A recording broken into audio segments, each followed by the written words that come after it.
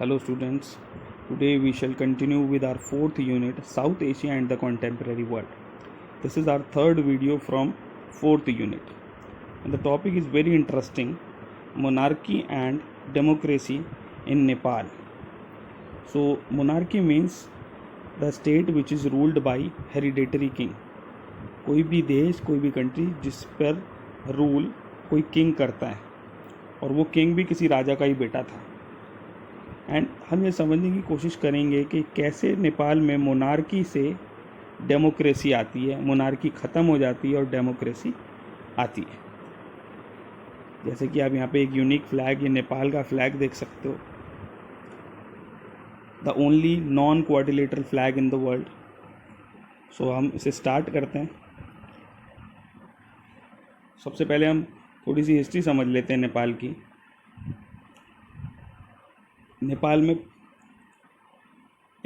Nepal was a Hindu kingdom under the Shah dynasty.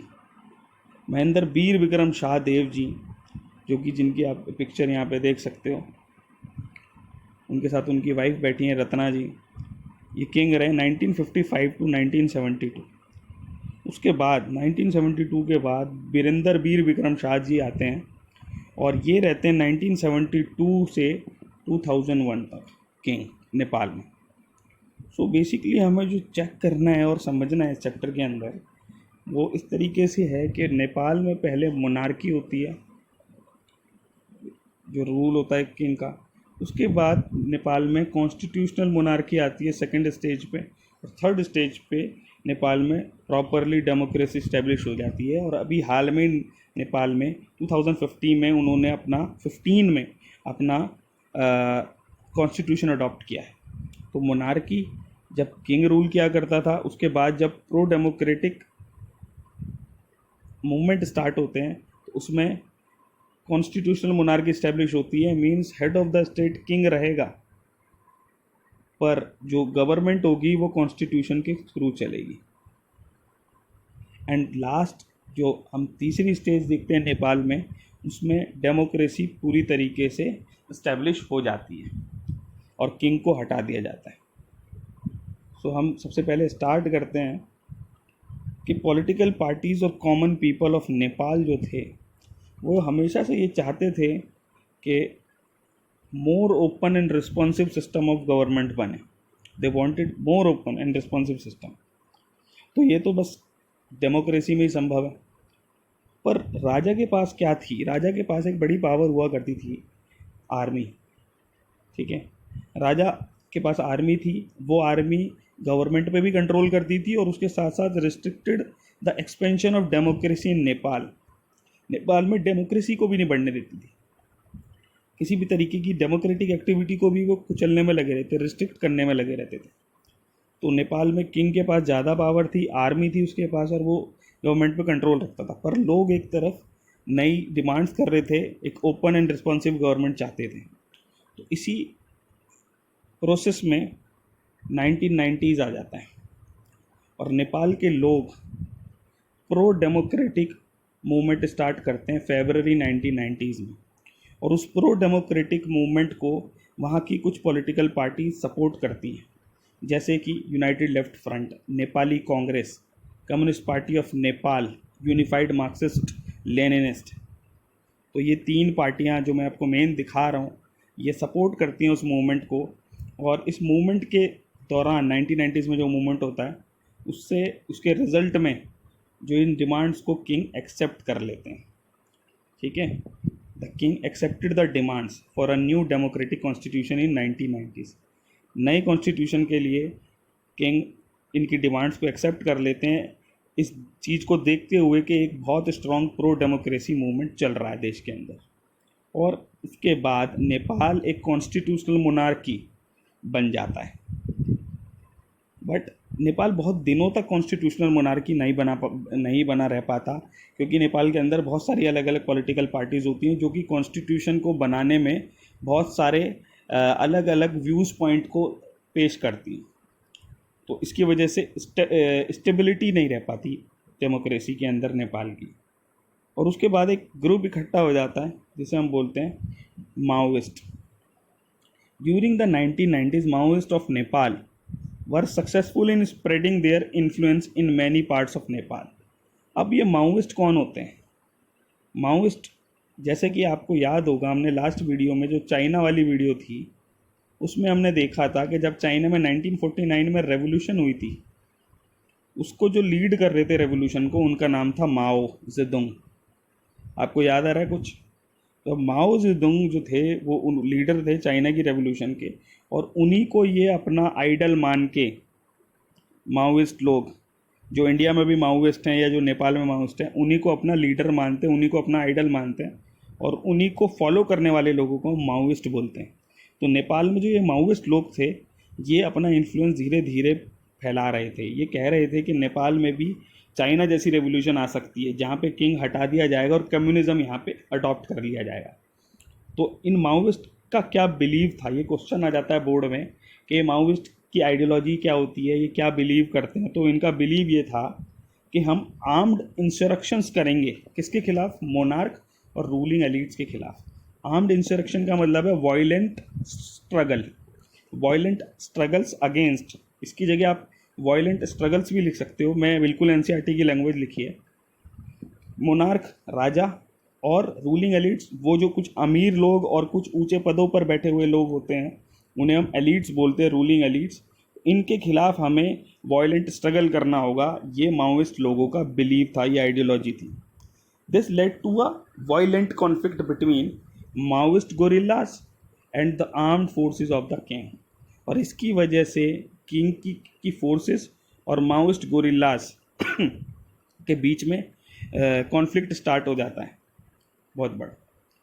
और जो 1990s के बाद की सिचुएशन होती है वो इस ट्रायंगुलर कॉन्फ्लिक्ट की तरह हो जाती है।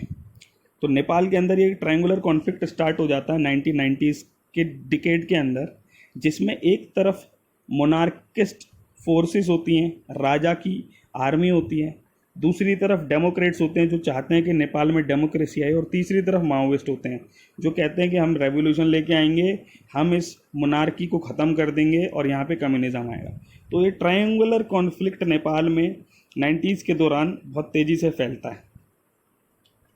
इसी बीच एक ड्रामेटिक सिचुएशन आ जाती है जिसमें 1 जून 2001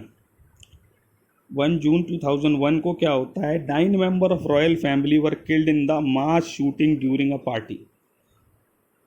वीरेंद्र बीर विक्रम शाह जी एक पार्टी में होते हैं और उनको मार दिया जाता है, उनको और उनकी फैमिली को। इसके पीछे कौन इसे मारता है और इसके पीछे की क्या कहानी है, हमें उसमें जाने की अभी ज़रूरत नहीं है। आप इसके लिए कोई डॉक्यूमेंट्री भी देख सकते हो अगर आप ज़्यादा इंटरेस्टेड हो तो।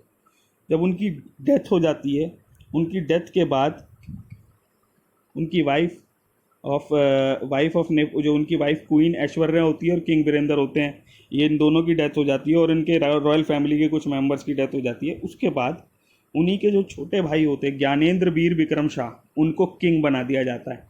तो ये 2001 से 2008 तक किंग रहते हैं। अब इसी दौरान 2002 में